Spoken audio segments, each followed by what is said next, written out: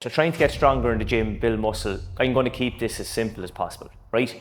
Basically, I'm going to work my biceps here, all right? I want to see the function of my biceps, which is basically to bend my elbow, slow down, okay? So I don't want to be able to bend my elbow by the end of the set, by the end of the movement. We want to bring our muscle towards muscular failure. The first 1 to 3 reps and the last 1 to 3 reps should vary in speed a lot, all right? The last 1 to 3 reps should be significantly slower on the positive phase of the movement. Then what we want to see week to week is an overload of that, okay? I'm about to place a stimulus on the muscle, all right? Once we get the right recovery variables, we're going to adapt from that exercise, and then we want to see a progression. So the external load, the weight, going up week to week, okay? The internal stimulus, basically just bringing the function of that muscle towards muscular failure, all right? We don't want to alter our movement. So say if I was doing a standing bicep curl and I start to shift with my hips, I've brought another body part into that movement to aid with the flexion of my elbow. Okay, so I'm taking some tension off that bicep and I'm not getting the most out of that muscle group. All right. Then next week when we want to come into the gym, most people struggle on how to actually progress that movement.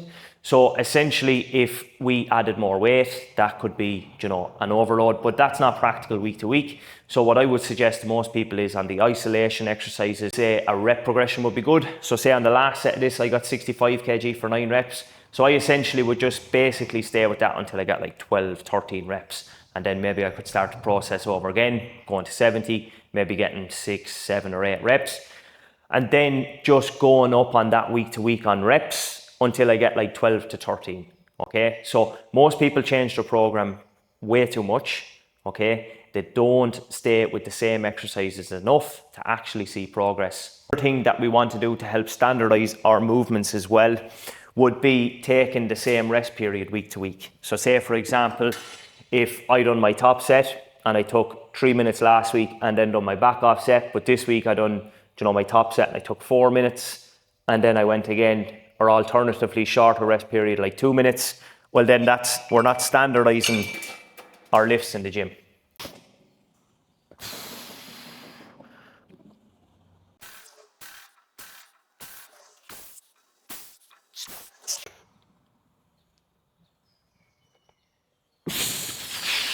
I actually lost count on that.